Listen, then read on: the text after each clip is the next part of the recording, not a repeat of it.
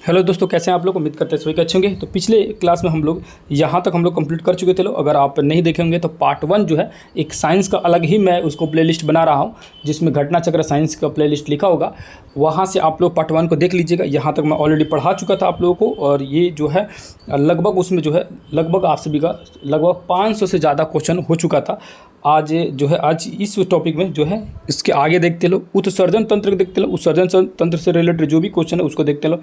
पहला जो क्वेश्चन लिखा हुआ यहाँ पर, अल्कोहल के निराशवीशन के लिए निम्नलिखित मानव अंगों में कौन सा जो उत्तरदायी होता है। तो कौन सा उत्तरदायी होता है? यकृत जो है उत्तरदायी होता है।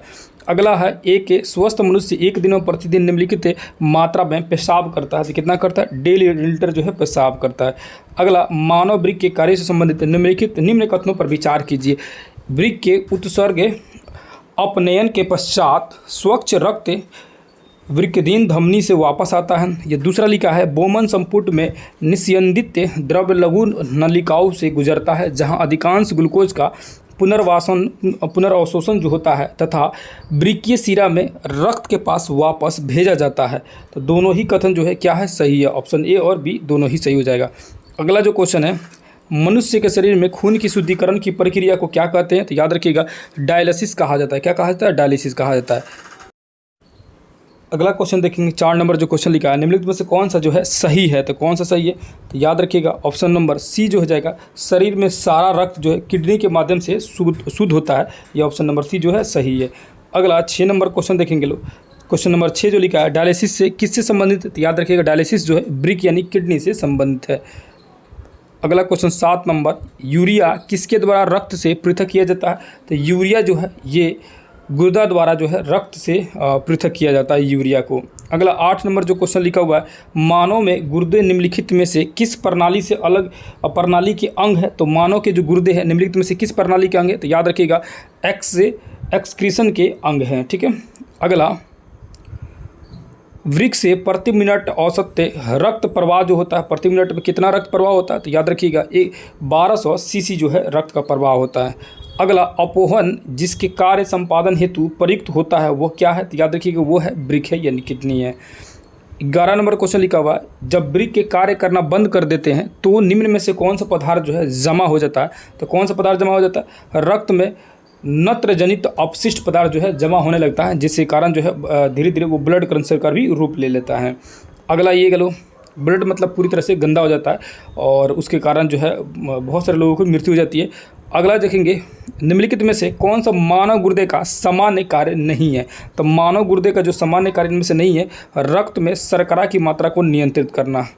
अगला, मानव वृक्क के असमरी यानी किडनी स्टोन में पाया जाने वाला प्रमुख रासायनिक यौगिक जो होता है, स्टोन में क्या पाया जाता है? तो कैल्शियम ऑक्जेलेट पाया जाता है। और ये टमाटर में देखेंगे, टमाटर ज़्यादा खाने से मतलब ये कैल्शियम ऑक्जेलेट जो होता है शरीर के अंदर जमा होते रहता है, कच्चा टमाटर एक्चुअली में।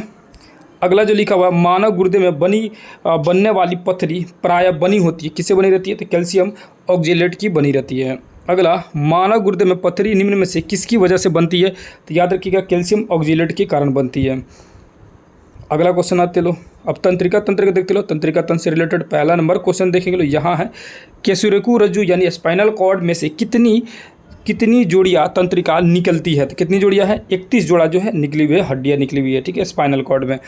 अगला, मनुष्य में कितनी जोड़ी कपाल तंत्रिका पाई जाती है? तो कपाल तंत्रिका जो है वो 12 जोड़ी पाई जाती है। कितनी? 12 जोड़ी पाई जाती है। अगला है, मस्तिष्क जिम्मेदार है, किसकी जिम्मेदार है? तो याद रखिएगा, सोचने के लिए, हृदय धड़कने के लिए, शरीर के नियंत्रक, इनमें से सभी के लिए हो जाएगा मस्तिष्क जिम्मेदार। अगला क्वेश्चन है क्वेश्चन नंबर 4, मानव मस्तिष्क के बारे में निम्नलिखित कथनों पर विचार कीजिए। मस्तिष्क हृदय गति को नियंत्रित रखने के लिए उत्तरदायी है, यह शरीर के संतुलन के लिए उत्तरदायी है। नीचे दिए गए कूट में सही उत्तर देखिए, तो दोनों ही सही है ना, दोनों ही सही हो जाएगा, 1 और 2 दोनों ही सही हो जाएगा। प्रतिवर्ती क्रिया यानी रिफ्लेक्स एक्शन का नियंत्रण केंद्र कहाँ है? तो नियंत्रण केंद्र जो है वो है स्पाइनल कॉर्ड यानी केसुरेकु रज्जु है। ठीक है। अगला, सुई चुभाने पर निम्नलिखित अंगों में से कौन सा दर्द महसूस नहीं करेगा? तो दर्द महसूस नहीं करेगा वो मस्तिष्क महसूस नहीं करेगा। ठीक है।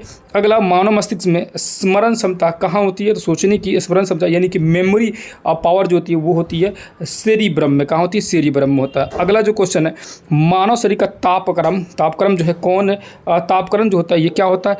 न ही जाड़े में घटता और न ही गर्मियों में बढ़ता है, यानी कि तापमान जो शरीर के अंदर को 37 डिग्री सेल्सियस वो ज्यों के त्यों बना रहता है, याद रखिएगा, ठीक है।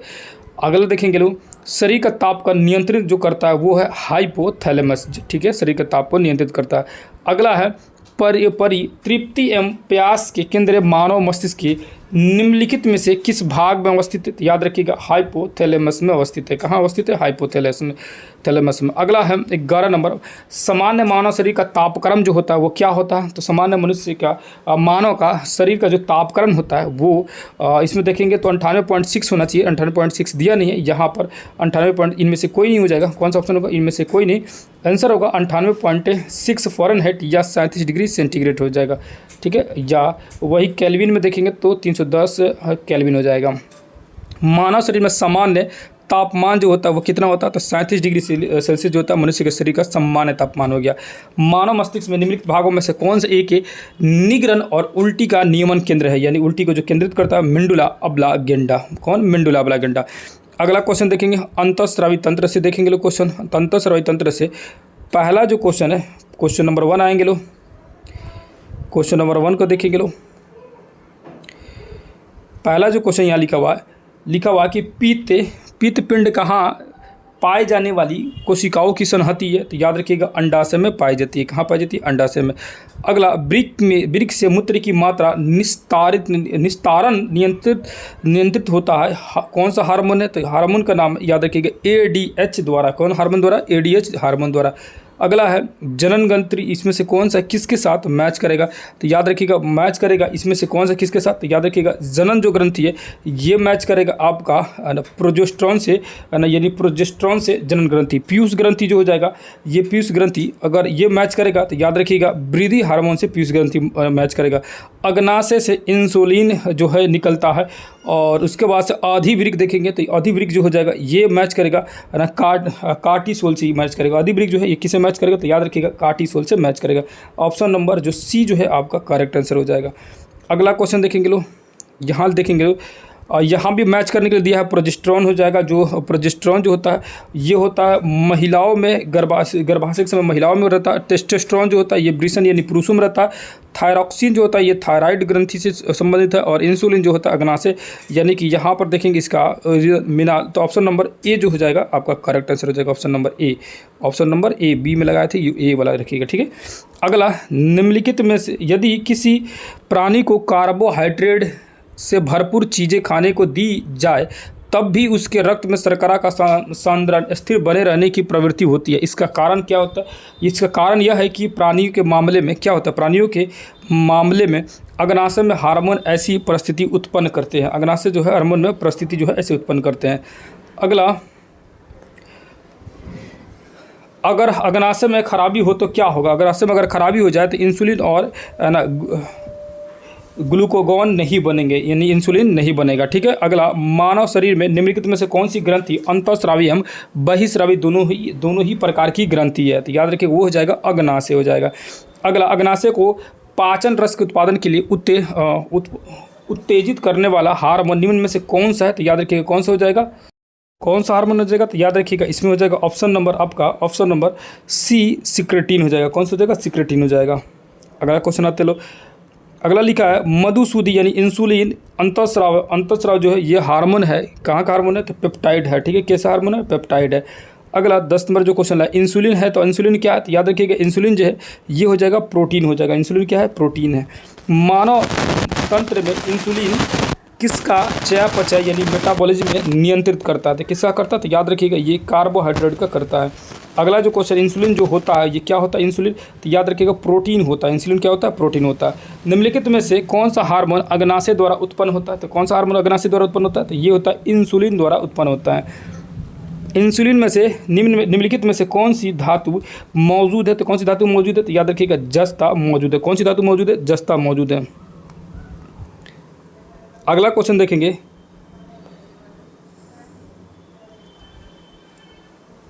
उदय में यानी डायबिटीज इंसिपिडस वाले व्यक्ति को प्रायः प्यास लगती है।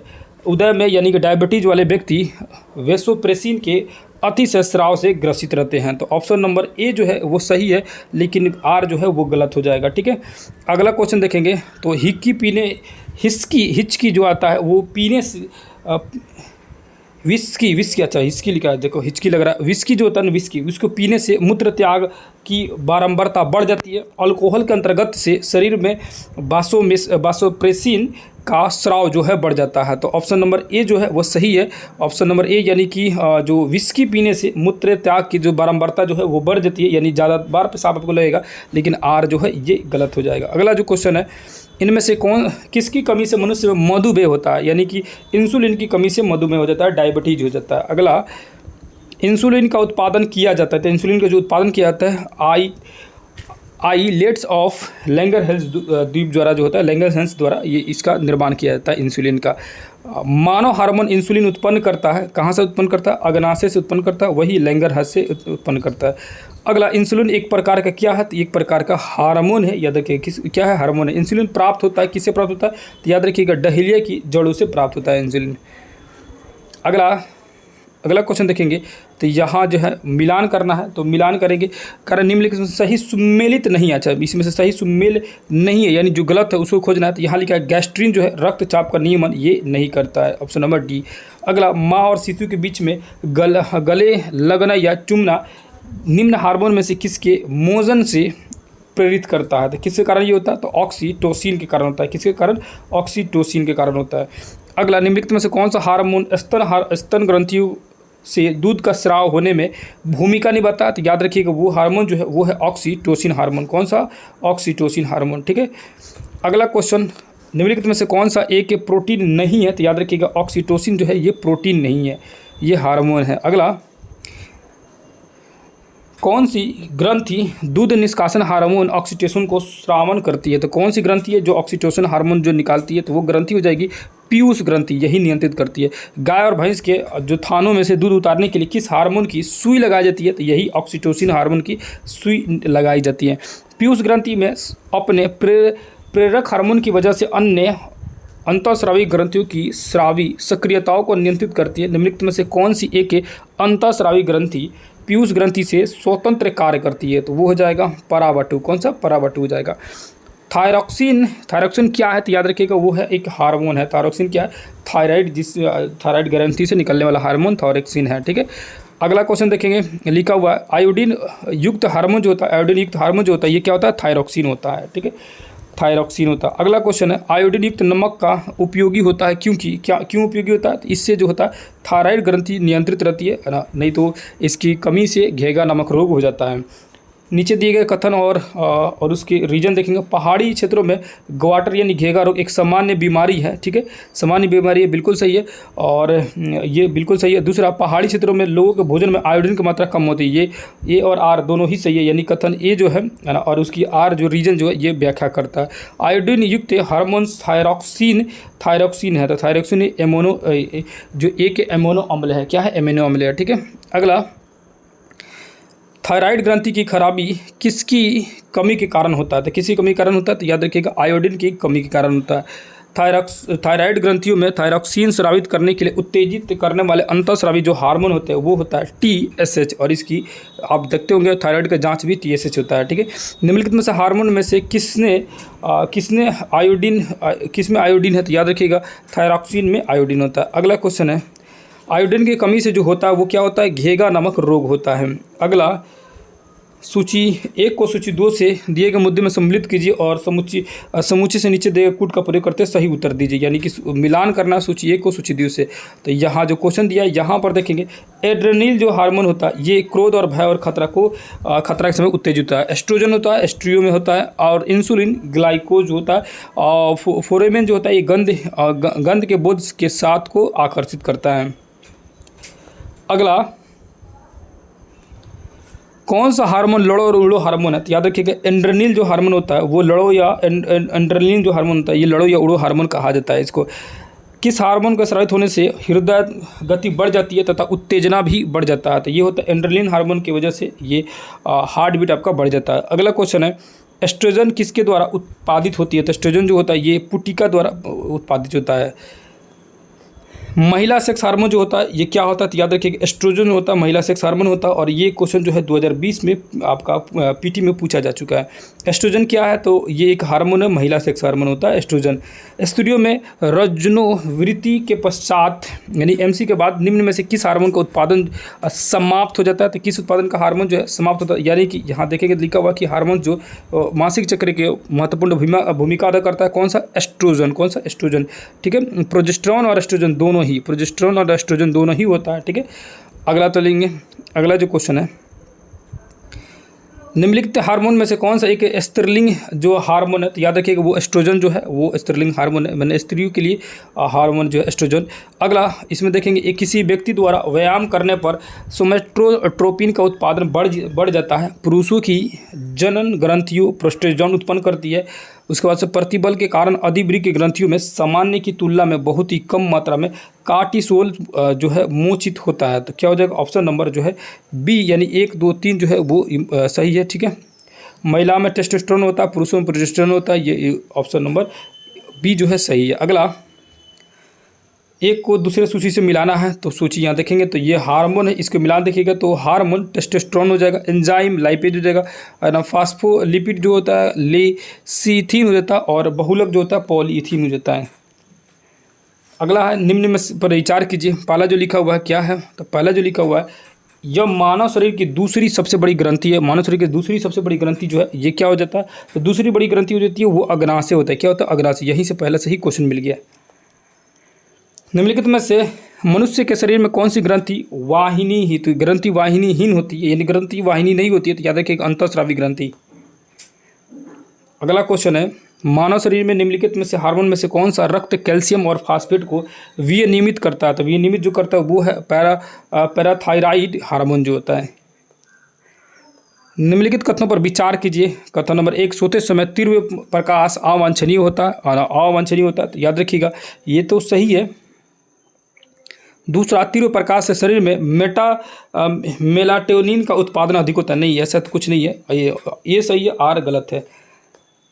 मानव शरीर में सबसे छोटी जो अंतःस्रावी जो ग्रंथि होती है उसको बोलते हैं पीयूष ग्रंथि या प्यूटरी ग्रंथि कहा जाता है। अगला, जनन एवं भ्रूणीय विकास देखेंगे।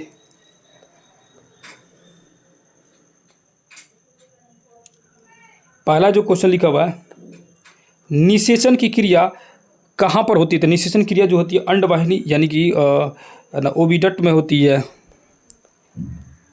मानव में शरीर के निम्नलिखित भागों में से किस एक में शुक्राणु डिंबों का निषेचित करता है, तो शुक्राणु डिंबों का निषेचित करता है डिंब वाहिनी नली में। अगला जो क्वेश्चन है, मादा जनन पथ में पहुंचने के पश्चात मानव शुक्राणु अपनी निषेचन क्षमता सुरक्षित रखते हैं, तो 1 से 2 दिनों के लिए। अगला, मानव भ्रूण का हृदय कब स्पंदन करने लगता है, तो याद रखिएगा अपने परिवर्धन के 4ठे सप्ताह में करने लगता है, यानी जो भ्रूण के अंदर जो गर्भ के अंदर जो बच्चा रहता है वो 4ठे हफ्ते में उसका हार्ट बीट जो है बन जाता है। निम्नलिखित में से कौन सी कला परिवर्धनशील भ्रूण की नुस्खन से रक्षा करती है, तो वो हो जाएगा कौन सा, तो याद रखिएगा उल्लव यानी कि एमनियन हो जाएगा, ठीक है। अगला जो क्वेश्चन देखेंगे यहाँ पर, अगला टॉपिक आ गया पादप पे यानी प्रकाश संश्लेषण से रिलेटेड जो टॉपिक है। पहला क्वेश्चन देखेंगे प्रकाश संश्लेषण से रिलेटेड, यानी कि क्लोरोफिल यानी पर्णहरित में निम्नलिखित में से कौन सा तत्व पाया जाता है, तो ये पाया जाता है मैग्नीशियम पाया जाता है उसके अंदर में। अगला, निम्नलिखित में से कौन सा क्लोरोफिल का घटक नहीं है, तो याद रखिएगा कैल्शियम जो है क्लोरोफिल का घटक नहीं है। अगला जो क्वेश्चन है, क्लोरोफिल पर्णहरित में पाया जाता है, क्या पाया जाता है, याद रखिएगा मैग्नीशियम पाया जाता है। अगला क्वेश्चन है, प्रकाश संश्लेषण को उत्पाद है, तो क्या है प्रकाश संश्लेषण का उत्पाद जो है वो है आपका O2 हो जाएगा, ऑक्सीजन। प्रकाश संश्लेषण के दौरान हरे पौधों को अवशोषण करते हैं, तो क्या करते हैं हरे पौधे का अवशोषण जो है CO2 कर लेता है। हरा पौधा जो है CO2 को अवशोषण करता है और ऑक्सीजन छोड़ता है। हरे पौधे प्रकाश संश्लेषण की क्रिया में होता है, क्या होता है, तो कार्बन डाइऑक्साइड लेना और ऑक्सीजन को छोड़ना, यही क्रिया होता है। अगला, प्रकाश संश्लेषण पौधे द्वारा निम्न में से कौन सी गैस उपयोग की जाती है, तो कौन सी गैस उपयोग की जाती है, कार्बन डाइऑक्साइड। अगला है, निम्नलिखित गैसों में से कौन प्रकाश संश्लेषण क्रियाओं के लिए आवश्यक है, तो याद रखिएगा वो हो जाएगा CO2 गैस। कौन सी गैस, CO2 गैस। हरे पौधे में प्रकाश संश्लेषण की प्रक्रिया में प्रयुक्त सौर ऊर्जा का रूपांतरण किस रूप में होता है? तो याद रखिए वो हो जाएगा रासायनिक ऊर्जा के रूप में। प्रकाश संश्लेषण की प्रक्रिया के लिए निम्नलिखित में से किसकी उपस्थिति आवश्यक नहीं है? तो याद रखिएगा ऑक्सीजन की उपस्थिति जो है आवश्यक नहीं है। अगला, ऑक्सीजन जो प्रकाश संश्लेषण के लिए उत्पन्न होती है वो आती है कहाँ से आती है? तो याद रखिएगा ऑक्सीजन जो है जल से आती है। अगला क्वेश्चन, प्रकाश संश्लेषण के निम्नलिखित प्रकारों में से किन का पौधे द्वारा तीव्र अवशोषण होता है? तो पौधे द्वारा तीव्र अवशोषण होता है नीला और लाल का। पृथ्वी पर अधिकांश ऑक्सीजन उत्पादित होती है शैवालों से। प्रकाश संश्लेषण जो होता है वो किससे होता है? तो याद रखिए एक दिन में अथवा रात में प्रकाश संश्लेषण होता है। तो याद रखिएगा प्रकाश संश्लेषण प्रक्रिया जो होती है वो दिन के समय होती है, दिन में होती है, केवल दिन में ही होना चाहिए। दिन और रात दोनों में होता है प्रकाश संश्लेषण प्रक्रिया। प्रकाश संश्लेषण की प्रक्रिया जो है दिन और रात दोनों में होता है। यहाँ प्राकृतिक रूप से पौधे सूर्य के प्रकाश की उपस्थिति में करते हैं, किंतु समुद्रीय शैवाल चंद्रमा के प्रकाश से भी यह क्रिया करते हैं। अच्छा, समुद्री जो शैवाल होते हैं वो चंद्रमा की क्रिया से भी कर लेते हैं। अच्छा, चंद्रमा की रोशनी से भी कर लेते हैं। ठीक है। अगला, पौधे व पेड़ों का खाना तैयार करने की प्रक्रिया क्या कहलाती थी? याद है वही तो प्रकाश संश्लेषण बोलते हैं, यानी फोटोसिंथेसिस कहा जाता है। अगला जो क्वेश्चन है वह क्रिया जिसके द्वारा पौधे अपना भोजन तैयार करते हैं वो क्या कहलाते हैं? तो याद रखिएगा प्रकाश संश्लेषण कहलाते हैं। क्या कहलाते हैं? प्रकाश संश्लेषण। अगला है प्रकाश संश्लेषण जो होता है वो क्या है? तो वो है क्लोरोप्लास्ट होता है। अगला जो क्वेश्चन है 18 नंबर, प्रकाश संश्लेषण हेतु सर्वाधिक ऊंचाई क्रियाशील प्रकाश है। तो क्रियाशील जो प्रकाश है वो हो जाएगा आपका लाल प्रकाश। प्रकाश संश्लेषण के दौरान प्रकाश सबसे अधिक प्रभावकारी होता है। तो कब होता है प्रभावकारी? याद रखिएगा लाल। अगला क्वेश्चन देते हैं, निम्नलिखित में से प्रकाश संश्लेषण में सूर्य प्रकाश की कौन सी रश्मियों का पर्णहरित द्वारा सर्वाधिक उपयोग किया जाता है? तो वो हो जाएगा लाल कलर का। सही कथन का चुनिए। सही कथन जो हो जाएगा लाल प्रकाश का तरंग दैर्ध्य और बैंगनी प्रकाश से ज़्यादा होता है। कृत्रिम प्रकाश जो होता है वो क्या होता है? तो प्रकाश संश्लेषण का कारण हो सकता है। अगला क्वेश्चन है प्रकाश ऊर्जा का रासायनिक ऊर्जा में रूपांतरण निम्नतः होता है। तो प्रकाश ऊर्जा का रासायनिक ऊर्जा में रूपांतरण जो है प्रकाश संश्लेषण द्वारा किया जाता है। निम्नलिखित में से कौन सा एक प्रक्रम प्रकाश संश्लेषण में सम्मिलित है? तो याद रखिएगा प्रकाश संश्लेषण में जो सम्मिलित है वो हो जाएगा ऑप्शन नंबर बी हो जाएगा प्रायतम ऊर्जा स्थितिज ऊर्जा में परिवर्तित होता और संचित हो जाती है। अगला क्वेश्चन, प्रकाश संश्लेषण की प्रक्रिया में एटीपी के कितने अणु ग्लूकोज के प्रत्येक अणु के संश्लेषण में शामिल करते हैं? वो हो जाएगा 18। निम्नलिखित में से कौन अधिकतम कुशलतापूर्वक सौर ऊर्जा रासायनिक ऊर्जा में परिवर्तित करता है? तो याद रखिएगा वो हो जाएगा क्लोरेला जो होता है। अगला लिखा है निम्न में से कौन सा पौधे की जड़ों को कार्य नहीं है? तो पौधे की जड़ों का कार्य नहीं है प्रकाश संश्लेषण। उसके बाद लिखा अधोलिखित में से कौन सा पृथ्वी के कार्बन चक्र में कार्बन डाइऑक्साइड की मात्रा को नहीं बढ़ाता है? तो कौन सा नहीं बढ़ाता है? तो प्रकाश संश्लेषण। अब पादप पे पोषण को देखेंगे लोग। पहला जो क्वेश्चन है लिखा हुआ, जब किसी वृक्ष की छाल वृक्ष के आधार के पास से गोलाकार चारों तरफ हटा दिया जाता है तो वृक्ष की धीरे धीरे सूख कर मर जाता है, ये क्या कहलाएगा? तो ये कहलाएगा जड़ों में ऊर्जा से वंचित रह जाती है, यानी ऊर्जा उसको मिल नहीं पाता, इसीलिए वो धीरे धीरे क्या हो जाता है? समाप्त हो जाता है। अगला, पौधे में फ्लोएम मुख्यतः किस काम का आता है? तो फ्लोएम जो होता है आहार का वहन करने के लिए। 3 नंबर जो क्वेश्चन लिखा है, पौधे में पानी पहुँचाया जाता है, तो पानी किसके द्वारा पहुँचाया जाता है? याद रखिए जाइलम द्वारा। अगला है, निम्नलिखित में से कौन सा तत्व पौधे के विकास के लिए आवश्यक नहीं है? तो याद रखिएगा सोडियम। निम्नलिखित में से कौन सा पौधे के अनिवार्य सूक्ष्मतम पोषक नहीं है? तो याद रखिएगा वो हो जाएगा सोडियम। अगला है, निम्नलिखित में से कौन सा तत्व पौधे में सूक्ष्म पोषक नहीं है? सूक्ष्म पोषक नहीं है, तो याद रखिएगा इसमें ऑप्शन नंबर जो हो जाएगा डी हो जाएगा मैग्नीशियम। अगला, निम्नलिखित में से कौन सा पोषक तत्व दलहनी फसलों के गठन के लिए आवश्यक है? तो याद रखिए वो हो जाएगा बोरॉन। क्या हो जाएगा? बोरॉन हो जाएगा। अगला है, निम्न में से परजीवी पौधे की पहचान करें, तो परजीवी जो पौधा है वो हो जाएगा अमरबेल, जो दूसरे पर डिपेंडेंट रहता है। अगला आएंगे पादप हार्मोन को देखेंगे। अगला टॉपिक देखेंगे, यहाँ पर आएंगे पहला नंबर जो क्वेश्चन लिखा है, पादप हार्मोन में कौन सा पादप हार्मोन नहीं है, इनमें से कौन सा नहीं है, तो याद रखिएगा इंसुलिन जो है ये पादप हार्मोन नहीं है, ठीक है। अगला निम्नलिखित में से कौन सा पादप हार्मोन है, तो पादप हार्मोन जो है ये साइटोकाइनिन जो है ये पादप हार्मोन है। अगला 3 नंबर जो क्वेश्चन लिखा हुआ है, निम्नलिखित में से कौन सा पादप हार्मोन है, तो पादप हार्मोन जो है साइटोकाइनिन जो है ये पादप हार्मोन है। अगला लिखा है इनमें से कौन सा पौधा वृद्धि हार्मोन यानी प्लांट हार्मोन कहलाता है, और ये भी क्वेश्चन जो है आप लोगों को पूछा जा चुका है। तो याद रखिएगा जो आप लोग का वृद्धि हार्मोन होगा वो साइटोकाइनिन हो जाएगा, वृद्धि हार्मोन।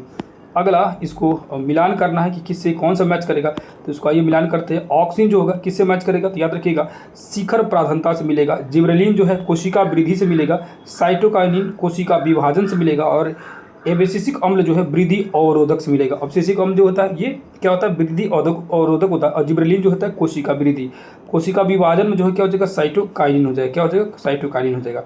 अगला क्वेश्चन देखेंगे 6 नंबर जो क्वेश्चन लिखा हुआ यहाँ पर देखेंगे निम्नलिखित में से कौन सा पादप हार्मोन है, तो अभी जस्ट देखे साइटोकाइनिन जो है ये पादप हार्मोन है। अगला क्वेश्चन देखेंगे, अगला क्वेश्चन में आएंगे, अगला देखेंगे तो लिखा हुआ है सूखा सहिष्णुता से संबंधित हार्मोन जो है, यानी सूखा सहिष्णुता से जो संबंधित हार्मोन है वो कौन सा हो जाएगा, तो हो जाएगा एब्सिसिक अम्ल जो है, यानी कि जो उसकी वृद्धि को रोक रहा था वही हो जाएगा सूखा सहिष्णुता से। अगला गैसीय स्थिति में पाया जाने वाला जो हार्मोन होता है वो कौन सा होता है, एथिलीन जो होता है गैस के रूप में पाया जाता है, ठीक है। हरे फलों को कृत्रिम रूप से पकाने के लिए कौन सा गैस का उपयोग किया जाता है, तो याद रखिएगा एसीटिलीन का उपयोग किया जाता है। और ये भी जो है पूछा जा चुका है आप लोगों के एग्जाम में, ठीक है। तो हरे फलों को जो यानी कि आम वगैरह जो अभी चल रहा है सीजन, इसको पकाने के लिए एसीटिलीन का उपयोग किया जाता है, ठीक है। अगला आएंगे कच्चे फलों को पकाने के लिए वही चीज़ हो गया, हरे फल या कच्चे फल को पकाने के लिए एसीटिलीन का उपयोग किया जाता है। उसके बाद लिख रहा है कि निम्नलिखित में से कौन सा पादप हार्मोन फल को परिपक्वता के लिए उत्तरदायी है। फिर वही क्वेश्चन, एथिलीन जो होता है वो परिपक्वता के लिए उत्तरदायी होता है, यानी फलों को पकने के लिए एथिलीन जो होता है ये उत्तरदायी होता है। अगला मिलान करना है कि कौन किससे मैच करेगा, तो आइए इसको मिलान करते हैं। यहाँ पर देखते लो कौन किससे मैच करेगा, तो याद रखिए कृत्रिम रूप से फलों का पकाना क्या होता है, तो अभी जस्ट देख लो एथिलीन से होता है। बेकिंग सोडा जो होता है सोडियम बाइकार्बोनेट होता है। शीतल पेय जो होता है वो कार्बन डाइऑक्साइड होता है, शीतल पेय, ठीक है। उसके बाद से क्वाड जो होता है, यानी कि शीतल पे मतलब होता है ना कि जो जितना भी कोल्ड ड्रिंक वगैरह होता है उसमें से खोलिएगा ना तो उसको ढक्कन से देखिएगा कार्बन डाइऑक्साइड गैस बाहर निकलता है। क्वाड जो है ये सोडियम सिलिकेट हो जाएगा। अगला 13 नंबर जो क्वेश्चन है, टमाटर का बीज रहित फल का उत्पादन संभव है, तो क्या संभव है, याद रखिएगा पुष्पों के हार्मोन को छीड़ने से संभव है, ठीक है। अगला क्वेश्चन आते लो पादप जनन से समझते लो और इससे संबंधित क्वेश्चन को देखते लो। पहला क्वेश्चन इसका देखेंगे लो, यहाँ पर लिखा है पौधे में अर्ध सूत्र विभाजन के अध्ययन के लिए सबसे उपयुक्त भाग कौन सा होगा, तो वो परागकोश होगा जिससे अध्ययन किया जा सकता है अच्छे से, ठीक है। अगला क्वेश्चन है क्वेश्चन नंबर 2 देखेंगे, यहाँ पर निम्नलिखित में से कौन से कथन पौधे के कायिक प्रवर्धन से संबंध से सही है, तो याद रखिएगा कौन सा सही हो जाएगा, तो 1 और 3 जो है ये सही हो जाएगा, यानी question number option number C जो है ये सही है। अगला तना काट आमतौर से किसके प्रवर्धन के लिए प्रयोग किया जाता है, याद रखिए किसके लिए प्रयोग किया जाता है, तो याद रखिएगा ऑप्शन नंबर बी जो हो जाएगा गन्ना के लिए। क्वेश्चन देखेंगे लो, अगला क्वेश्चन में आएंगे लो, थोड़ा सा आवाज़ थोड़ा सा पीछे क्लियर नहीं लग रहा हो क्योंकि थोड़ा सा चेंज हुआ था आवाज़, अब सही लग रहा हो आप लोगों को। अगला क्वेश्चन, भारत में गन्ने की खेती के लिए खेती में वर्तमान प्रवृत्तियों के संदर्भ में निम्नलिखित कथनों पर विचार कीजिए। क्या विचार करना है, पहला लिखा है कि जब बच डीप सेटलिंग्स को नर्सरी में उगाकर मुख्य कृषि भूमि में प्रतिरोपित किया जाता है तब बीज सामग्री में बड़ी बचत होती है। जब सेट्स का सीधे रोपण किया जाता है तब एक कलिका यानी कि सिंगल बर्ड्स जो होता है वो सेट्स का अनुकरण प्रतिशत कई कलिका सेट्स की तुलना में बेहतर होता है। तीसरा लिखा है खराब मौसम की दशा में यदि सेट्स का सीधे रोपण होता है तब एक कलिका सेट्स का जीवित बचना बड़े सेट्स की तुलना में बेहतर होता है। चौथा लिखा है गन्ने की खेती उत्तक संवर्धन में तैयार की गई है, सेटलिंग से किया जाता है, तो इनमें से कौन सा कथन सही हो जाएगा, तो कथन नंबर सी यानी 1 और 4 जो सही हो जाएगा। अगला लिखा हुआ है भ्रूण किस में मिलता है, तो भ्रूण जो होता है बीज में मिलता है। अगला माँ पौधे की भांति पौधा मिलता है, तो माँ पौधे की भांति जो है वो तना जो होता है तना काट से मिलता है, किससे मिलता है, तना काट से मिलता है। अगला जो क्वेश्चन लिखा हुआ है निम्नलिखित पादपों पर विचार कीजिए, तो पहला लिखा है बागेनविलिया का कार्नेशन लिखा हुआ है, कोको और अंगूर ये किससे मैच करेगा, याद रखिएगा इनमें क्या रहेगा, इनमें से कौन सा पादप संबंधी कर्तन द्वारा प्रवर्धित किए जाते हैं, तो ये सभी हो जाता है प्रवर्धित किया जाता है, ऑप्शन नंबर डी। अगला क्वेश्चन जो लिखा हुआ है निम्नलिखित कथनों पर विचार कीजिए, मौसम के मौसमी के पौधों का प्रवर्धन कलमबंद तकनीक द्वारा होता है, चमेली पौधे का प्रबंधन दाब तकनीक द्वारा होता है। तो इनमें से कौन सा हो जाएगा? दोनों ही सही है। उपयुक्त में से कौन सही है? तो 1 और 2 दोनों ही सही है। अगला, पौधे में गूटी लगाने का कार्य किस उद्देश्य की पूर्ति हेतु किया जाता है? तो याद रखिएगा, वनस्पति प्रसारण हेतु किया जाता है। अगला क्वेश्चन है, यदि किसी उभयलिंगी पुष्प में पुमंग और जैंग अलग अलग समय पर परिपक्व होते हैं तो इस तत्व को क्या कहते हैं? तो याद रखिएगा, इस तत्व को भिन्न कालपता कहा जाता है। अगला, एक ही पौधे को एक पुष्प के परागकोश से परागण का उसी पौधे के दूसरे पुष्प की वर्तिकाग्र में स्थानांतरण जो है क्या कहलाता है? तो याद रखिएगा, सजावटी सजात पुष्पी परागण होता है उसको कहा जाता है, सजात पुष्पी परागण कहा जाता है। अब आर्थिक महत्व देखेंगे। आर्थिक महत्व से पहला नंबर जो क्वेश्चन आएगा यहाँ पर देखेंगे तो पहला नंबर जो क्वेश्चन लिखा हुआ है, पहला नंबर क्वेश्चन लिखा हुआ कि कंचन एक क्या है? तो कंचन एक उन्नत किस्म का क्या है? तो याद रखिएगा, आंवला है।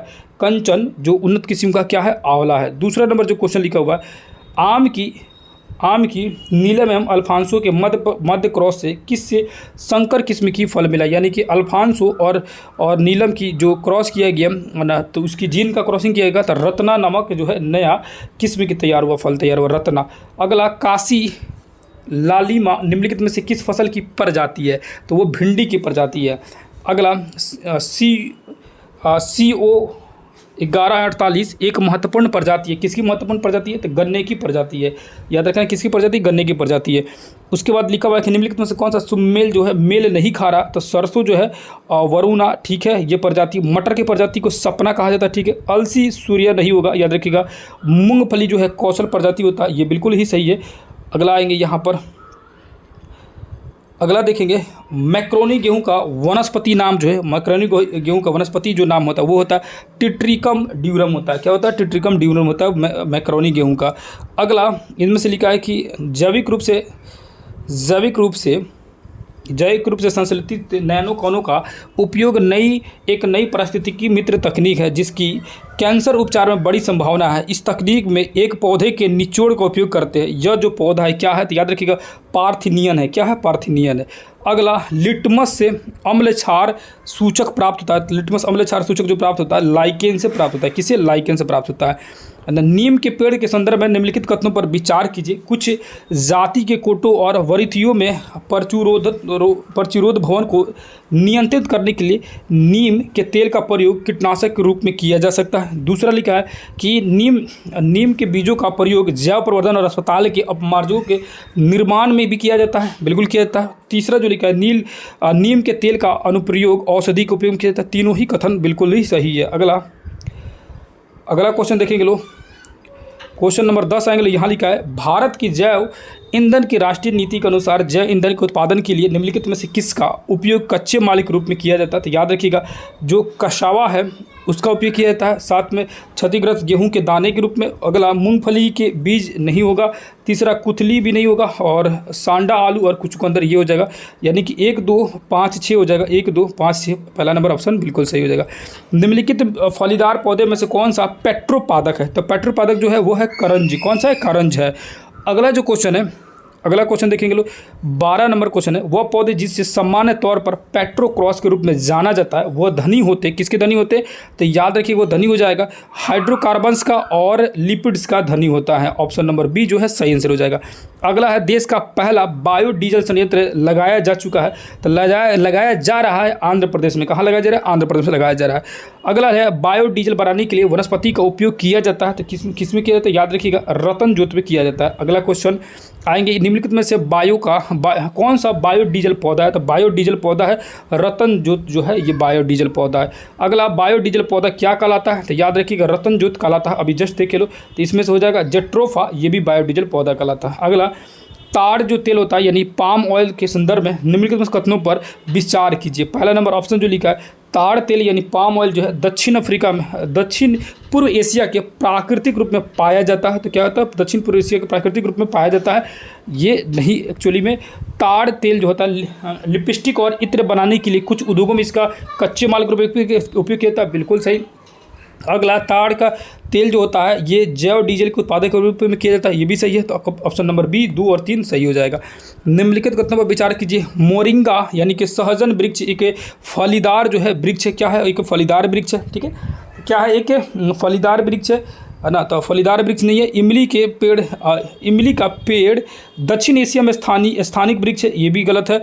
तीसरा, भारत का अधिकांश इमली लघु वनोत्पाद के रूप में संग्रहित की जाती है, बिल्कुल सही। भारत इमली और मोरिंगा बीज का निर्यात करता है, ये भी सही है। मोरिंगा और इमली के बीजों का उपयोग जैव ईंधन के रूप में किया जाता है, ये भी सही है। ऑप्शन नंबर बी जो है 3, 4, 5 सही हो जाएगा। अगला जो क्वेश्चन है, निम्नलिखित कथनों पर विचार कीजिए। निम्नलिखित कथनों पर जो विचार करना है, क्या क्या करना है। कस्कूटा यानी अमरबेल परजीवी अमृतबीजी का एक उदाहरण है, ठीक है। दूसरा जो लिखा है, तो ये तो सही लग रहा है। दूसरा जो लिखा हुआ है, यह पोषी पौधे की पत्तियों में अपना पोषण प्राप्त करता है, तो पोषी पौधे नहीं, पोषी तो पौधा रहेगा तो खुद कैसे प्राप्त करेगा, ठीक है। तो ये आर जो है, ये कथन ए और आर में देखेंगे तो आर गलत है और ये सही है, तो यानी कि ऑप्शन नंबर डी सही हो जाएगा। अगला क्वेश्चन देखेंगे, निम्न ऊर्जा में वैकल्पिक स्रोतों के संदर्भ में एक व्यवहार्य जैव ईंधन एथेनॉल इनमें से किससे प्राप्त होता है। तो इथेनॉल किससे प्राप्त होगा, याद रखिए गन्ना से प्राप्त होगा इथेनॉल। अगला, चिलगोजा निम्नलिखित में से किस प्रजाति के बीज से प्राप्त होता है। चिलगोजा जो है पाइन से प्राप्त होता है, किससे, पाइन से प्राप्त होता है। सीरा अति उत्तम कच्चा जो है माल है, वो किसका है, याद रखिए पावर अल्कोहल के लिए जो है अति उत्तम कच्चा माल है। अगला, शीतल पेय जैसे कोला में यानी कि जो कोल्ड ड्रिंक होता है उसमें पर्याप्त होती है पर्याप्त जो मात्रा होती है, किसकी मात्रा होती है, कैफीन की मात्रा होती है। अगला, कैफीन क्षारब उपस्थित रहता है, किस में उपस्थित रहता है, याद रखिए चाय और कॉफ़ी में जो होता है कैफीन मात्रा में रहता है। चाय की पत्तियों में विद्यमान सर्वाधिक महत्व उत्तेजक जो होता है वो कौन सा होता है, कैफीन होता है चाय में, याद रखिए चाय में थीन और कॉफ़ी में कैफीन एक्चुअली में पाया जाता है। अगला, समुद्री घास निम्नलिखित तत्वों का मुख्य तथा महत्वपूर्ण जो स्रोत है वो है आयोडीन, क्या है, आयोडीन, ठीक है, आयोडीन हो जाएगा। ऑप्शन नंबर, अगला क्वेश्चन नंबर देखेंगे 27, समुद्री खरपतवार निम्नलिखित में से किसका महत्वपूर्ण स्रोत है, तो आयोडीन का महत्वपूर्ण स्रोत है। अगला क्वेश्चन है, इसमें से देखेंगे तो विचार कीजिए, निम्नलिखित में से विचार कीजिए, क्या कर रहा है, कौन सा पादप उत्पाद है, यानी पादप उत्पाद जो है वो कौन सा है, तो ये कपूर और उसके बाद से चिकोरी और वनीला, ये सभी जो है क्या है, तो ये पादप उत्पाद है। ऑप्शन नंबर जो है 1, 2, 3 तीनों हो जाएगा, ऑप्शन नंबर डी सही हो जाएगा। निम्नलिखित में से कौन सा पदार्थ वृक्ष से प्राप्त होता है, तो हींग जो है वृक्ष से प्राप्त होता है, याद रखिएगा। और शिलाजीत, सुहागा, ये वृक्ष से प्राप्त होता है, ये छोटे छोटे पौधे होते हैं, सुहागा का भी, ठीक है। अगला देखेंगे तो केसर मसाला बनाने के लिए पौधे का निम्नलिखित में से कौन सा भाग उपयोग में लाया जाता है, तो कौन सा भाग उपयोग में लाया जाता है, याद रखिए वर्तिकार यानी कि स्टिग्मा का उपयोग लाया जाता है। अगला, मिलान करना है, अफीम जो है किससे प्राप्त होता है, तो याद रखिएगा इसको मिलान करेंगे, देखेंगे अफीम जो है हमें फल से मिलता है, हींग जो है जड़ से मिलता है, रबड़ जो होता है तना से मिलता है, कुनैन जो है छाल से प्राप्त होता है, सिनकोना वृक्ष के छाल से। हींग जो है प्राप्त होती है, किससे प्राप्त होती है, तो याद रखिएगा तनों से भी प्राप्त होती है और जड़ से भी प्राप्त होती है, यानी मोस्टली अगर होगा तो जड़ से प्राप्त होती है, ठीक है। अगला क्वेश्चन देखेंगे, अफीम किस श्रेणी की दवा के अंतर्गत आती है, तो अफीम जो होता है औषधकारी जो दवा के अंतर्गत आता है।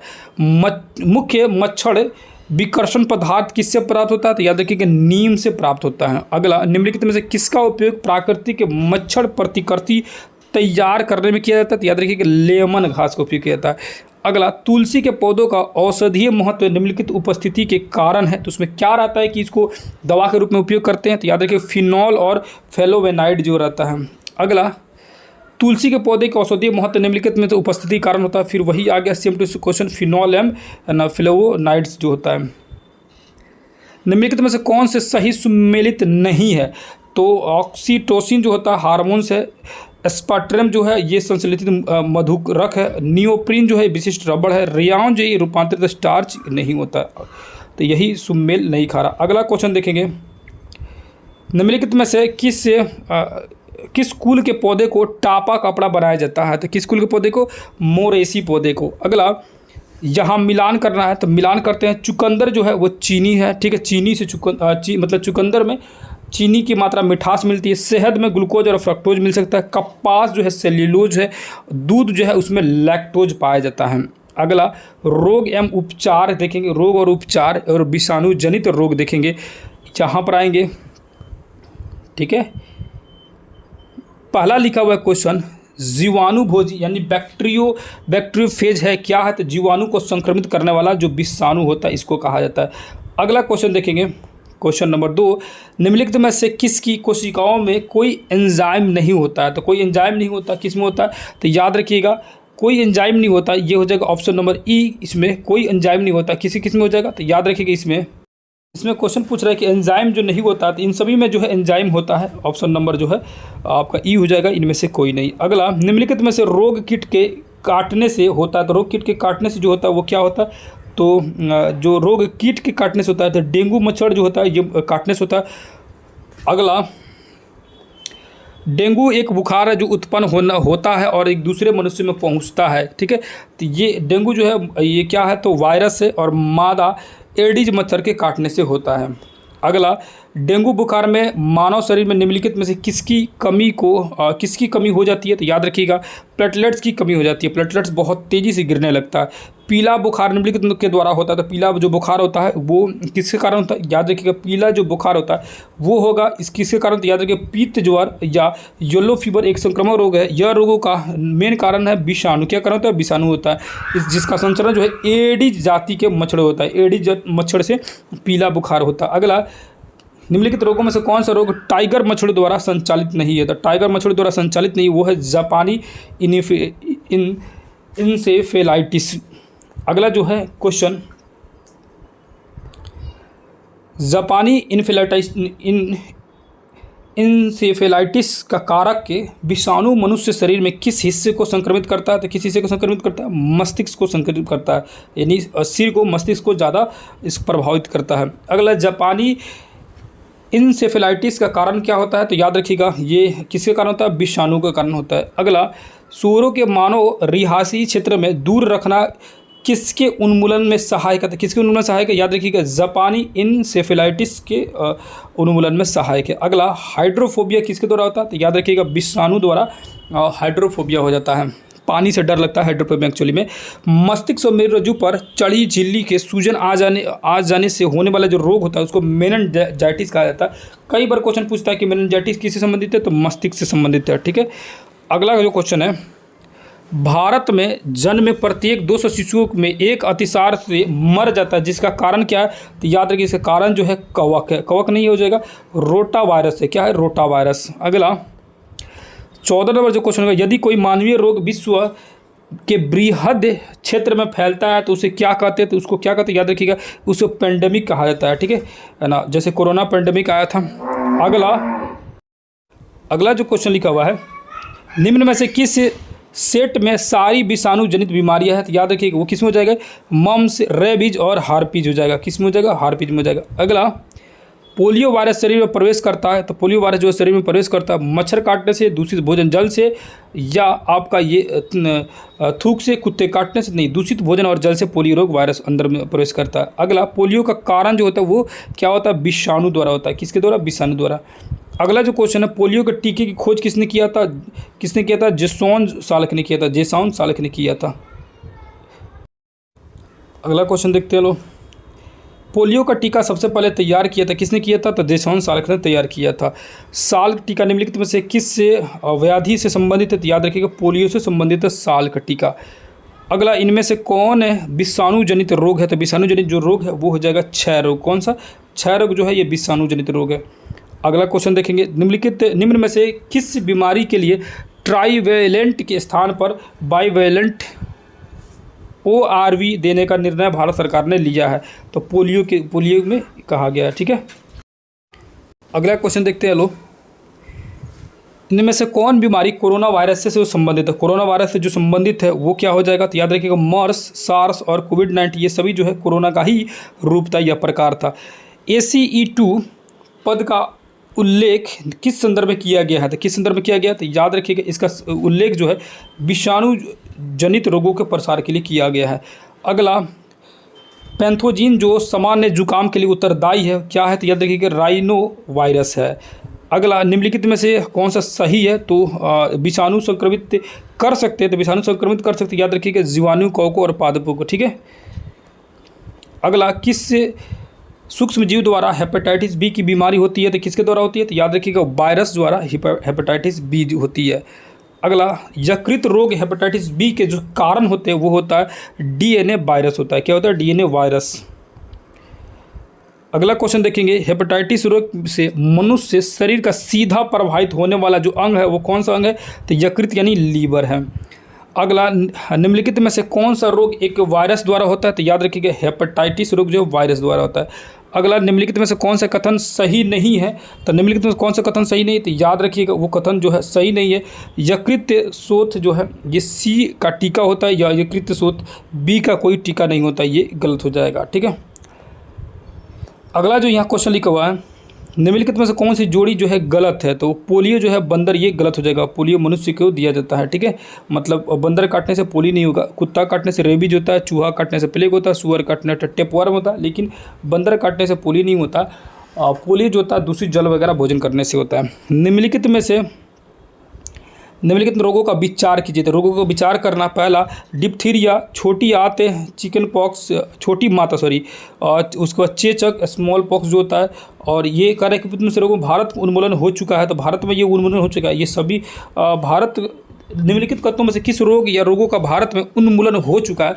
तो जो चेचक से होता है यानी चिकन पॉक्स होता है, ये भारत से अब हट चुका है, मतलब अब नहीं देखने के लिए मिलता है। अगला जो क्वेश्चन है, निम्नलिखित कथनों पर निम्नलिखित कारणों पर ध्यान दीजिए। तो क्या है? एड्स का जो संचारण होता है वो एड्स का संचारण किसके द्वारा होता है? याद रखिएगा एड्स का संचारण लैंगिक संयोग से हो सकता है, रक्तदान से भी हो सकता है, मच्छर और अन्य रक्त चूसक कीटों से होता है। नहीं, मच्छर के काटने से तो नहीं होगा, अपरा यानी कि प्लेसेंटा के संपर्क में हो जाएगा। ये ऑप्शन नंबर 1, 2 और 4 ये सही हो जाएगा। ठीक है ना। अगला क्वेश्चन जो है, HIV एड्स रोग नहीं फैलाता। तो HIV एड्स रोग जो है मच्छर काटने से नहीं फैलता, याद रखिएगा, बाकी सारे कारणों से फैल जाएगा। अगला क्वेश्चन, एक रोगग्रस्त मानव शरीर की निम्न अवस्थाओं में विचार कीजिए। सूजती हुई लसिका फर्व, रात्रि में पसीना आना, स्मृति का लोप या वजन का घटना, इनमें से कौन से एड्स का लक्षण है? तो ये सभी एड्स का लक्षण है, टोटल एड्स का लक्षण। याद रखिएगा ये पसीना आएगा, रात्रि में वजन का घटना वगैरह, ये सारी चीज़ एड्स का लक्षण है। अगला जो क्वेश्चन है, निम्नलिखित पर विचार कीजिए। पहला जो लिखा हुआ क्या विचार करना? तो एड्स जो है विशिष्ट रक्षा प्रणाली प्रभावित हो जाती है, यानी जो भी ठीक करने वाली रहती है वही प्रभावित हो जाती है। दूसरा, टी सेल लिम्फोसाइट जो है पूर्णतः नष्ट हो जाते हैं, बिल्कुल ही सही है ना। तो यानी कि ये ऑप्शन नंबर बी, ए और आर दोनों ही सही है, और आर ए की बिल्कुल सही व्याख्या कर रहा है। HIV द्वारा होने वाला जो रोग होता है कौन सा रोग होता है? एड्स होता है HIV रोग द्वारा। ठीक है। अगला, एड्स का कारण क्या होता है? तो एड्स का जो कारण होता है वो वायरस यानी विषाणु होता है। एड्स निम्न कारणों में से किसके द्वारा होता है? तो याद रखिए एड्स जो है विषाणु द्वारा होता है। एड्स किसी कारण द्वारा होता है? विषाणु द्वारा। अगला, एड्स विषाणु में जो होता है वो क्या होता है? RNA प्लस प्रोटीन होता है। एड्स के लिए उत्तरदायी विषाणु का उदाहरण जो वो क्या है? T-even विषाणु द्वारा होता है। नहीं, T-even नहीं होगा, रेट्रो विषाणु द्वारा होना चाहिए। किसके द्वारा? रेट्रो विषाणु द्वारा होना चाहिए। ठीक है, ऑप्शन नंबर डी जो है यहाँ पर देख सकते लिखा हुआ है कि रेट्रो विषाणु द्वारा। अगला जो है, निम्नलिखित में से कौन से रोग का कारक जीवाणु नहीं होता है? तो जीवाणु नहीं होता, वो होता है एड्स होता है। क्या होता है? एड्स होता है। ठीक है। एड्स किसके कारण होता है? तो एड्स जो होता है वो हेल्थ मिथ जीवाणु, बैक्टीरिया, कवक, फंगस और वायरस द्वारा होता है। तो किसके द्वारा होता है? याद रखिएगा वायरसों द्वारा होता है एड्स। ठीक है। अगला, निम्नलिखित में से कौन सी टैटू बनवाने द्वारा एक व्यक्ति को दूसरे व्यक्ति में संचारित हो सकती है? तो चिकनगुनिया, यकृत शोथ या HIV एड्स या क्या हो सकता है? तो याद रखिएगा इसमें से HIV एड्स भी हो सकता है, और आपका यकृत शोथ भी यानी यकृत शोथ जो भी हो सकता है, यानी कि हेपेटाइटिस बी भी हो सकता है, और HIV एड्स भी हो सकता है। आप टैटू बनवा रहे तो ठीक है, 2 और 3 दोनों हो सकता है। कहने का मतलब क्या कि अगर किसी को टैटू बनाया गया है उसी नीडल से, और नीडल तो चेंज करता नहीं है, सेम नीडल से आपको भी टैटू बनाएगा, तो उसका ब्लड आपके ब्लड में संपर्क में आएगा, तो जाहिर सी बात है कि होगा ही बीमारी एड्स और ये HIV भी, हेपेटाइटिस बी। निम्नलिखित में से कौन सा प्रभेद भारत में प्रभावी है? तो कौन सा प्रभेद? तो HIV1C जो है ये प्रभावित है। अगला, HIV एड्स निम्नलिखित में से किस रोग का नाम संक्षिप्त रूप है? तो कौन से रोग का संक्षिप्त रूप है? तो याद रखिएगा एक्वायर्ड इम्यूनोडेफिशिएंसी सिंड्रोम जो होता है इसका फुल फॉर्म होता है HIV का। एड्स वायरस से HTLV3 की खोज किसने किया था? तो इसका खोज किया था रॉबर्ट गैलो ने किया था। अगला, कि एड्स विषाणु के लिए सबसे ज़्यादा आजमाई गई दवा जो है वही कौन सी दवा आजमाई गई है? तो ज़िडोवुडिन जो है ये सबसे ज़्यादा आजमाई गई दवा है। एलिसा परीक्षण किसके लिए होता है? तो एलिसा जो परीक्षण होता है ये एड्स के पहचानने के लिए किया जाता है, एलिसा जांच। अगला, निम्नलिखित में से कौन सा मई जून 2018 में निपा वायरस बीमारी के प्रकोप के कारण चर्चा में था? तो 2018 में जो चर्चा में था वो था केरल में, ये निपा वायरस जो चर्चा में था, काफ़ी केरल में काफ़ी ज़्यादा चर्चा में था। अगला जो क्वेश्चन लिखा है, निम्नलिखित में से किस रोग को एंटीबायोटिक द्वारा ठीक नहीं किया जा सकता? तो याद रखिएगा, खसरा यानी कि मीजल्स को एंटीबायोटिक द्वारा ठीक नहीं किया जा सकता। खसरा की बीमारी जो होती है वो होती है वायरस से होती है। किससे? वायरस से होती है। चेचक यानी कि स्मॉल पॉक्स विषाणु वायरस द्वारा होती है। मरीज को पृथक बिस्तर पर रखा जाता है, यानी अलग बिस्तर पर रखा जाता है। बिल्कुल ही सही है, कथन 1 और 2 दोनों ही सही है। अगला, विश्व चेचक उन्मूलन घोषित किया गया तो 1980 में किया गया था उन्मूलन। ठीक है। इम्यूनोलॉजी के जनक जो होते हैं, इम्यूनोलॉजी के जनक कौन है? तो इम्यूनोलॉजी के जनक है एडवर्ड जेनर है। अगला, रानीखेत बीमारी जो है किससे संबंधित है? मुर्गियों में एक बीमारी होती है जिसे रानीखेत कहा जाता है। दुधारू पशुओं में बीमारी में से कौन सी संक्रमणीय है, यानी जो दूध देने वाला जो जीव जंतु है उसमें कौन सी बीमारी जो है फैल सकती है? तो याद रखिए, चारों जो बीमारी है ये फैल सकती है। अगला देखेंगे क्वेश्चन, तो यहाँ पर विश्व के कुछ भागों में विद्यमान पशुओं का फुट एंड माउथ रोग जो होता है वो किसमें होता है? विषाणुओं के कारण हो जाता है। अगला, फुट एंड माउथ रोग जो है निम्नलिखित में हम फुट और माउथ रोग में निम्नलिखित में से प्रमुख किसमें पाया जाता है? तो किसमें पाया जाता है? याद रखिएगा, उपयुक्त में से सभी में पाया जाता है। अगला, 2011 को पशुओं में होने वाली किस बीमारी के लिए चिन्हित किया गया है? तो किस बीमारी के लिए चिन्हित किया? याद रखिएगा, रिंडर्स पेस्ट के लिए किया गया है। अगला जो है, निम्नलिखित में से कौन सा ब्लड फ्लू विषाणु है? तो याद रखिएगा, H5 और N1 है। अगला, निम्नलिखित में से कौन सा बर्ड फ्लू के कारक है? तो बर्ड फ्लू के जो कारण है H5N1 है। कौन सा? H5N1 है। अगला जो है, विश्वमारी H5N1 इन्फ्लुएंजा को कहते हैं, क्या कहते हैं? बर्ड फ्लू कहते हैं। क्या कहते हैं? बर्ड फ्लू कहते हैं। H1N1 विषाणु का प्राय समाचारों में निम्नलिखित में से किस एक की बीमारी के संदर्भ में उल्लेख किया जाता है? तो याद रखिएगा, स्वाइन फ्लू में उल्लेख किया जाता है। निम्नलिखित में से किस जोड़े का मिलान जो है वो सही है? तो याद रखिएगा, इबोला वायरस चेचक जो है ये सही है। अगला, इबोला एक क्या है? तो इबोला एक प्राण घातक विषाणु है। अगला क्वेश्चन है, इबोला वायरस का नाम लिया गया, तो इबोला वायरस का नाम जो है ये कहाँ से आया? तो एक नदी के नाम से आया था। ठीक है। अगला जो है क्वेश्चन, और ये इबोला नदी कहाँ है? तो ये देखिएगा, कांगो, ये अफ्रीका में है। कांगो नदी इबोला 1976 में इसका नाम रखा गया इबोला। उसके बाद निम्नलिखित कथनों पर विचार कीजिए। कौन सा लिखा है? उष्णकटिबंधीय प्रदेशों में जीका वायरस रोग उसी मच्छर द्वारा संक्रमित होता है जिससे डेंगू संचरित होता है। दूसरा लिखा है कि जीका वायरस रोग लैंगिक संचरण होना संभव है। तो ये ऑप्शन नंबर 1 और 2 दोनों ही सही है। अगला है, निम्नलिखित में से कौन सा एक जीनोटिक रोग नहीं है? तो जीनोटिक जो रोग नहीं है, म्यूकोरमाइकोसिस जो है ये जीनोटिक रोग नहीं है। अगला क्वेश्चन आते हैं लो, तो ये हो गया हम लोग का यहाँ तक। अगला आते लो, यहाँ पर दिया है जीवाणु जनित रोग, और जीवाणु जनित रोग को देख लेते हैं लो। इसका क्वेश्चन, पहला नंबर क्वेश्चन लिखा हुआ है, निम्नलिखित कथनों में से कौन सी कथन सही है? सही का उत्तर चयन नीचे दिए गए कीजिए। तो मानव शरीर में पूर्वी का फीमर से सबसे लंबी अस्थि है, यानी मानव शरीर में फीमर जो सबसे लंबी अस्थि है, बिल्कुल ही सही है, सबसे लंबी हड्डी तो है ही। दूसरा, हैजा रोग जीवाणु द्वारा होता है, ये भी सही है। एथलीट फुट रोग विषाणु द्वारा होता है, नहीं, विषाणु द्वारा नहीं होता। तो ऑप्शन नंबर 1 और 2 सही है। ठीक है। अगला, भोजन विषाक्तता का जो कारण है, तो भोजन विषाक्तता का जो कारण क्या है? तो सैल्मोनेला बैसिलाई जो है ये भोजन विषाक्तता का कारण है। भोजन का विषाक्तता होना किस स्पीसीज के संदूषण से उत्पन्न होता है? तो किस स्पीसीज के? तक याद रखिएगा, क्लास्ट्रिडियम से होता है। अगला, बाटुलिज्म है, तो बाटुलिज्म क्या? याद रखिएगा, भोज्य पदार्थ में होने वाला विषैलापन जो है बाटुलिज्म है। अगला, DTP वैक्सीन का प्रयोग किन बीमारियों के लिए किया जाता है? तो याद रखिएगा, वो हो जाता है डिप्थीरिया, काली खसरी और टिटनेस के लिए किया जाता है। अगला जो है, अगला क्वेश्चन देखेंगे, DDT का टीका निम्नलिखित में से किसके सुरक्षा हेतु दिया जाता है? तो याद रखिएगा, किसकी सुरक्षा हेतु? तो ये डिप्थीरिया जो कुकर खांसी होता है, कुकुर खांसी है ना, और टिटनेस होता है उसके लिए। तृतीय प्रतिजन DPT बच्चों को दी जाती है बचाव के लिए। किससे बचाव के लिए? तो रोहिणी, कुकर खांसी, और जो मतलब कुकुर जो खांसी होती है, और टिटनेस इसके लिए। अगला, DPT का टीका निम्न में से किस काम में नहीं आता है? तो पोलियो में काम नहीं आता है। ठीक है। अगला, नवजात शिशु को ट्रिपल एंटीजन वैक्सीन निम्नलिखित में से किन रोगों को प्रतिरक्षित करने के लिए लगाई जाती है? तो किन रोगों को? तो कुकुर खांसी, टिटनेस और डिप्थीरिया के लिए। देखिएगा, बच्चा जन्म लेता है तो उसमें ये टीकाकरण किया जाता है, सुई लगाया जाता है, इंजेक्शन दिया जाता है।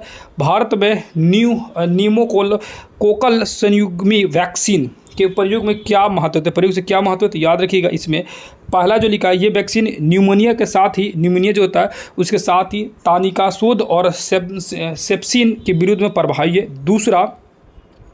दूसरा लिखा हुआ है कि उन प्रतिजोगी को निर्भरता कम की जाती है जो औषध प्रतिरोधी जीवाणुओं के विरुद्ध प्रभावी नहीं है। तो ऑप्शन नंबर 1 और 2 दोनों ही सही हो जाएगा। अगला क्वेश्चन है ये, निम्न द्वारा होने वाली बीमारियों के लिए सल्फा दवाई किसके लिए कारगर है? तो सल्फा दवाई किसके लिए कारगर है? याद रखिए कि जीवाणुओं के लिए कारगर है। अगला है, निम्न में से कौन सा एक सल्फा औषधि है? तो याद रखिएगा सीबाजोल जो है, ये सल्फा औषधि है। अगला जो है 13 नंबर जो क्वेश्चन है, निम्नलिखित में से एंटीबायोटिक जो है कौन सा है? तो एंटीबायोटिक जो है निम्नलिखित में से कौन सा हो जाएगा? तो ये सब जो है एंटीबायोटिक, और ये भी जो क्वेश्चन आप लोगों को पूछा जा चुका था, ठीक है, ये एंटीबायोटिक कौन सा है? तो याद रखिए, पेनिसिलिन, एस्पिरिन, पैरासीटामोल और सल्फाडाइजिन, इनमें से एक से अधिक हो जाएगा आंसर। अगला क्वेश्चन, निम्नलिखित प्रति सूक्ष्म जीवी औषधियों में से कौन सा यक्ष्मा और कुष्ठ दोनों की चिकित्सा के लिए उपयुक्त है? तो याद रखिएगा वो हो जाएगा एमिनो सैलिसिलिक एसिड हो जाएगा। अगला जो क्वेश्चन है, एंटीबायोटिक दवा का उदाहरण है, कौन सा उदाहरण? तो याद रखिएगा पेनिसिलिन जो है एंटीबायोटिक है। निम्नलिखित में से कौन से भारत में सूक्ष्म जीवी रोग जनकों में बहु औषध प्रतिरोध होने के कारण है? तो कौन सा हो जाएगा? कुछ व्यक्तियों में अनुवांशिकी पूर्ववर्ती यानी जेनेटिक से प्रीडिस्पोजीनस होता है, या जिसे न या रोगों के उपचार के लिए प्रतिजैविक की गलत खुराक के कारण हो जाता है, या पशुधन फार्मिंग के प्रतिजैविक का इस्तेमाल करना। कुछ व्यक्तियों में चीरकालिक रोगों की बहुलता के कारण होता है। इनमें से कौन से सर? तो याद रखिएगा, जो इसमें से 2 और 3 दोनों हो जाएगा। ऑप्शन नंबर 1, 2 और 3 यानी ऑप्शन नंबर जो हो जाएगा आपका 2 और 3 दोनों ही सही है, ठीक है। अगला क्वेश्चन देखेंगे लोग, विश्व स्वास्थ्य संगठन के अनुसार आज के समय में सर्वाधिक संख्या में लोगों का प्राण लेने वाला रोग जो है कौन सा रोग है? याद रखिएगा, टीबी जो है सबसे ज़्यादा लोगों को प्राण ले रहा है वर्तमान समय में। अगला, प्रति वर्ष 5 लाख भारतीय एक के रोग से मरते हैं। तो 5 लाख लोग जो मर रहे हैं एक ही रोग से, 6 रोग यानी टीबी रोग से मर रहे हैं। अगला जो है, निम्न में से कौन रोग जीवाणुओं से उत्पन्न होता है? तो याद रखिए, जीवाणु से जो उत्पन्न होता है वो है तपेदिक रोग, जो है जीवाणुओं से उत्पन्न होता है। अगला, तपेदिक रोग का कारण जो है क्या है? तो कारण एक है जीवाणु होता है, ठीक है। अगला है, इसमें से मिलान करना कौन सा सुमेल नहीं खा रहा? तो ऑप्शन नंबर बी जो है 6 रोग अनुवांशिकी रोग है, ये नहीं मेल खा रहा है, यानी टीबी जो जरूरी नहीं अनुवांशिकी होगा। अब 6 रोग यानी टीबी के प्रशिक्षण हेतु विशिष्ट प्रशिक्षण होता है, क्या होता है? तो मेटाक्स का प्रशिक्षण जो है टीबी के लिए किया जाता है। टिटनेस रोग निम्न में से किस नाम से जाना जाता है? तो याद रखिएगा, लाक्जा जो है लॉकजा, यानी कि ये टिटनेस रोग से नाम से जाना जाता है। अगला देखेंगे, यहाँ पर आगे आएंगे तो ये हो गया हम लोग का कंप्लीट हो गया, ठीक है। तो ये हो गया आप लोग का बायोलॉजी जो है कंप्लीट हो गया, बायोलॉजी हो गया कंप्लीट। और इसके अलावा जो है कुछ क्वेश्चन जो है वो फिजिक्स है, केमिस्ट्री है, उसका बाकी रह गया। उसका जो इसी तरह लगातार जो है वीडियो आते रहेगा और उसको कंटिन्यू आप लोग देखते रहिएगा। उम्मीद कर रहा हूँ कि वीडियो आप लोग को बेहतर लगते रहेगा। और ज्योग्राफी का 10th क्लास बाकी है, क्योंकि 8th क्लास मैंने एनसीईआरटी और एससीईआरटी दोनों ही पढ़ा दिया है। 9th क्लास मैंने एनसीईआरटी और एससीईआरटी दोनों ही पढ़ा दिया है। जैसे ही 10th क्लास का आज या कल मैं उसको अपलोड कर दूंगा, वैसे ही ठीक उसी तरह आप लोग का इसका घटना चक्र से पूरी ज्योग्राफी एमसीक्यू करा दूंगा। उसमें टोटल कराया जाएगा, उसमें टोटल भारत का भूगोल जो है A to Z जितने भी 1000 क्वेश्चन होंगे, चाहे 1000 हो 2000 हो, सारे क्वेश्चन को डील कराऊंगा। ठीक उसी तरह इतिहास को जो है, इतिहास का मैंने 8th क्लास का पहले पढ़ाया हुआ है, एनसीईआरटी भी और एससीईआरटी भी, ठीक है। उसको भी एक साथ मैं कंबाइन कर दूंगा आप लोग को। विश्व इतिहास जो है वो हाल ही फिलहाल में मैंने पढ़ाया आप लोग को पूरे डिटेल में, वो भी देख लीजिएगा, ठीक है। उसके बाद इसका घटना चक्र से इसका भी वीडियो आएगा। तो उम्मीद कर रहा हूँ कि सारी वीडियो आप लोग को बेहतर लग रहा होगा। इसी तरह कंटिन्यू देखते रहिएगा। किसी भी तरह का डाउट हो बेधड़क आप हमारे पास जो है कर सकते हैं मैसेज 9905550148, ठीक है, 148 नंबर पर आप लोग कांटेक्ट कर सकते हैं। और जो भी चीज़ें हैं, जैसे कि बहुत सारी चीज़ें, जैसे कि मान के चलिए करंट अफेयर, साइंस, मैथ या और सब्जेक्ट में, जैसे जीएस में मेन जो मेरा सब्जेक्ट था वो था हिस्ट्री और ज्योग्राफी, ये 2 चीज़ें जो है। उसके बाद पॉलिटिकल साइंस है, ये सारी चीज़ें जो है आप सभी उसको कंप्लीट करते रहिएगा। मैं हिस्ट्री ज्योग्राफी को कंटिन्यू पढ़ाते रहूँगा और ये जीएस का 40 नंबर का जो है इसका भी तैयारी करा दूंगा आप लोगों को, जैसा कि आप सभी का शुरू से ही डिमांड रहा कि इसका जो है आप किसी तरह कंप्लीट कराइए। तो जितना भी हमसे हो पा रहा है मैं कोशिश कर रहा हूँ। इसमें किसी भी तरह की थोड़ी बहुत आपके त्रुटियाँ यानी कि गलतियाँ अगर दिखेगी तो थोड़ा सा मैनेज करना है, क्योंकि मेनली जो है हिस्ट्री और ज्योग्राफी जो है मेन चीज़ आप लोगों को शुरू से ही पढ़ाते आ रहा था। लेकिन आप लोगों के डिमांड पे जीएस जो है शुरू किया गया, जिसमें हिस्ट्री, ज्योग्राफी, उसके बाद से आप लोग का मैथ के बाद साइंस और करंट अफेयर, ये सारी चीज़ों को ऐड किए गए।